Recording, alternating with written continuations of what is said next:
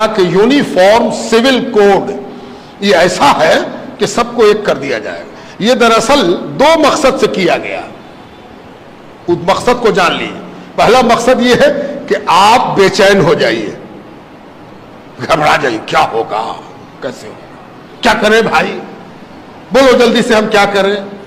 تو کچھ لوگ لگ جائیں گے کہ ایسے موبائل پر میسج کرو, ایسے فلانا کرو, یہاں پر جمع ہو جاؤ, یہاں پر لیٹ جاؤ, یہاں پر کھڑے ہو جاؤ, یہاں پر یہ بولو. یہ سب پریشان کرنے کی ایک صورت ہے.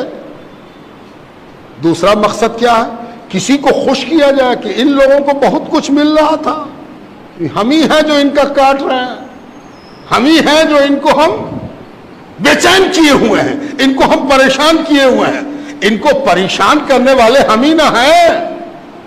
تو دوسرا آدمی اکٹھا ہو گیا, سارے لوگ گلوبلائز ہو گئے, پولرائز ہو گئے کہ ارے یہ تو بہت اچھا کر رہا, مسلمان لوگ کو بہت فائدہ تھا, بہت بینیفٹ تھا, ہے نا. اگر کوئی پوچھ دے کہ مسلمانوں کو کیا فائدہ تھا, تو سب سے پہلی چیز یہ بتائی گئی کہ مسلمان 4 شادی کر سکتا تھا. 4 شادی, جانتے ہو مسلمان 4 شادی الاؤ ہے, اس کو 4 شادی کرے گا, ہے نا. یہ ایک ہوا بنائی گئی, یہ ایک ماحول بنایا گیا, ہے نا. اور اس ماحول میں کبھی بھی سچائی سے واسطہ نہیں پڑا کہ یہاں پر ہزاروں مسلمان جمع ہیں, ذرا پوچھ تو دیجئے کہ کتنے آدمی نے 4 شادی کیا ہے, کتنے نے 2 شادی کیا ہے. یہ جو پروپیگنڈا ہے, یہ جو کہا جائے کہ نیگیٹو ایٹیچیوڈ ہے مسلمانوں کے بارے میں, یہ فضول باتیں, یہ محمل باتیں, ان سب چیزوں کو اس طرح سے بڑھایا جا رہا, اور دونوں بڑھا رہے ہیں. قانون لانے والا کہہ رہا ہے کہ ہم 4 شادی تو کرے نہیں دیں گے, اور ادھر سے بھی ایک گروپ کھڑا ہوگا کہ نہیں کہے کرے دو گے ہم کو, یہ تو میرا حق ہے, ہم کر کے رہیں گے. آپ بڑے بیدار مغز, سمجھدار, جانکار لوگ ہیں, ہم آپ کو بڑی سنجیدگی کے ساتھ یہ باتیں سمجھا رہے ہیں. یہ ایک بات یاد رکھیے اور بات ختم, وقت نہیں ہے, وقت زیادہ ہوا چاہتا, گرمی بھی شدید ہے, اللہ تعالیٰ مہربانی فرمائے. ایک چیز ہمیشہ یاد رکھیے کہ جب بھی کسی چیز پر آپ ریئیکٹ کرتے ہیں, رد عمل آپ کا آتا ہے, کسی عمل کے نتیجے میں آپ رد عمل کرتے ہیں, کسی ایکشن کے نتیجے میں آپ اپنا ایکشن دکھاتے ہیں, ہے نا. تو ہمیشہ اس بات کا خیال رکھیے کہ اس کے پروگرام کا حصہ مت بنیے, جو وہ چاہتا ہے وہ مقام مت کیجیے. اس نے کچھ سوچ کے ایکشن لیا ہے, اس نے کچھ سوچ کے ہی فتنہ چھوڑا ہے, اس نے کچھ سوچ کے فلیتا لگایا ہے. کہیں ایسا نہ ہو کہ وہ جو سوچ کے کام کیا ہے اسی کام میں ہم لگ جائیں اور وہ ہنس کے کہے ہم تو جانتے تھے کہ یہ ہوگا, ہے نا, ہم تو جانتے تھے کہ یہ ہوگا, سارا مسلمان پریشان ہے نا. لا کمیشن, کانسٹیٹیوشن, ہندوستان کا آئین کیا کہتا ہے.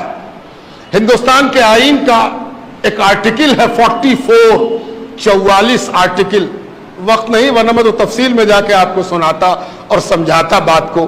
44 آرٹیکل میں ہمارے آئین میں, ہمارا سمویدھان, اس میں ایک بات کہی گئی ہے کہ اس ملک کے رہنے والوں کے لیے ایک جیسا قانون ہوگا, ایک جیسا قانون ہونا چاہیے.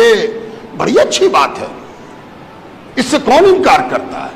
مسئلہ بات سے پیدا نہیں ہوتا, بات کے انٹرپریٹیشن سے پیدا ہوتا ہے.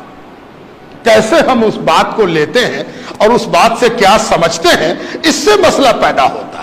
اگر کوئی کہے کہ اس پورے ملک میں ایک طرح کا قانون ہو, کون سی بری بات ہے بھائی, بڑی اچھی بات ہے. کالا گورا, لمبا موٹا ناٹا, غریب امیر, پڑھا لکھا کم پڑھا لکھا, سب کے ساتھ ایک ٹریٹمنٹ ہونا چاہیے, ہو اچھی بات ہے, کون مخالف ہے. اب اس کو ہم 2 طرح سے سمجھاتے ہیں.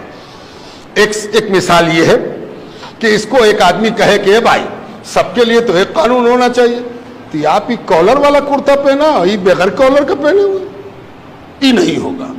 یا تو سب آدمی کالر والا پہنے یا سب آدمی بغیر کالر کا پہنے. اگر یہ مقصد ہے تو قانون بنانے والے سمجھنے میں تم سب سے بڑے بے وقوف ہو. تم کو یہ بات ہی سمجھ میں نہیں آئی کہ قانون بنانے والا کیا کہہ رہا ہے. कानून बनाने वाले ने क्या कहा ये तुमको समझ ही में नहीं आया। तुम सबका कपड़ा एक करना चाहते हो, एक रंग का कपड़ा पहनाओगे, एक रंग की कमीज पहनाओगे, एक रंग का पैंट या हाफ पैंट पहनाओगे, इसी को यूनिफॉर्म सिविल कोड कहते हैं। असल मकसूद उसका यह है कि इस मुल्क में हर आदमी आजाद होगा कि वो जो कपड़ा पहने उसमें कॉलर हो कि ना हो, ब्लू हो कि उजला हो कि हरा हो कि नीला हो कि पीला हो। ये यूनिफॉर्म सिविल कोड है। यूनिफॉर्म सिविल कोड के मतलब ये है कि हर हिंदुस्तानी को यह हक हासिल है कि वो अपनी तबीयत के मुताबिक कपड़ा पहने, अपनी तबीयत के मुताबिक लिबास इख्तियार करे। हैरत की बात है कि इस मुल्क में जहां हर 4 कोस पर बोली बदल जाती है और हर 4 कोस पर प्रथा बदल जाती है, रस्म बदल जाता है, रिवाज बदल जाता है, ट्रेडिशन बदल जाता है, वहां यूनिफॉर्म सिविल कोड की बात अगर की जा रही है तो आप ही क्यों परेशान हैं? सब लोग परेशान होंगे। जब होंगे तो देखा जाएगा, है ना। मुसलमान सबसे पहले क्यों परेशान हो जाए? मुसलमान ही सबसे पहले लाइन क्यों लगा दे? ये बड़ी बड़ी गलती है, बड़ा कसूर है जो आज हमारी सो कॉल्ड रहबरी, सो कॉल्ड रहनुमाई, सो कॉल्ड लीडर्स, मुस्लिम लीडर्स जो अपने आप को मुस्लिम लीडर कहते हैं, वो मुसलमानों को झोंक रहे हैं कि सबसे पहले तुम खड़े हो जाओ, जबकि सबसे पहले तो वो खड़ा होगा जिसका ट्रेडिशन हर थोड़ी देर पर बदलता रहता है। यहां कौन है जो एक तरह का हो? बिहार में छठ होता है, बिहार से बाहर छठ करने वाला छठ नहीं करता, जो बिहारी नहीं है वो छठ जानता भी नहीं। पता नहीं कितने किस्म का कैलेंडर है उनके यहां भी पूजा के अलग अलग अंदाज हैं, साउथ और नॉर्थ। आप दक्षिण में चले जाइए, दक्षिण का खाना पीना, पहनना, ओढ़ना, बोलना, चालना, हंसना, रोना सब अलग है। उत्तर आइए, सब अलग है।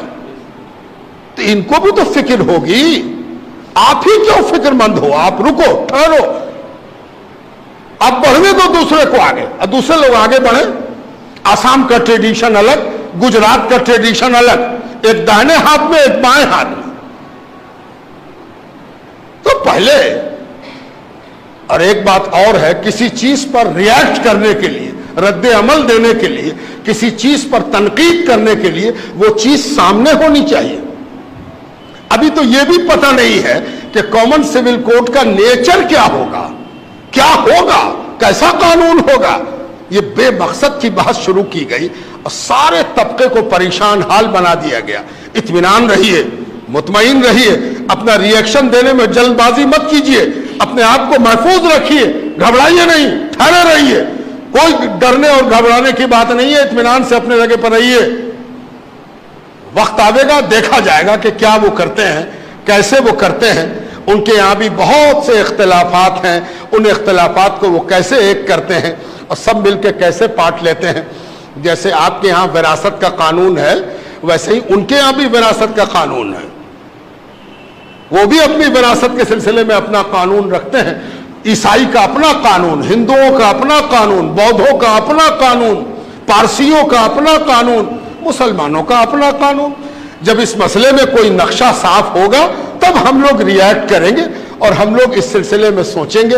अभी बहुत ज्यादा परेशान होना, अपनी हरारत बढ़ा लेना, अपना बुखार बढ़ा लेना, परेशान होना कि हमको क्या करना है। ये वोटिंग नहीं है कि हर आदमी जाके वोट दे आवे, रेफरेंडम नहीं है कि हर आदमी जाके अपनी राय दर्ज करा दे। इत्मीनान से बैठ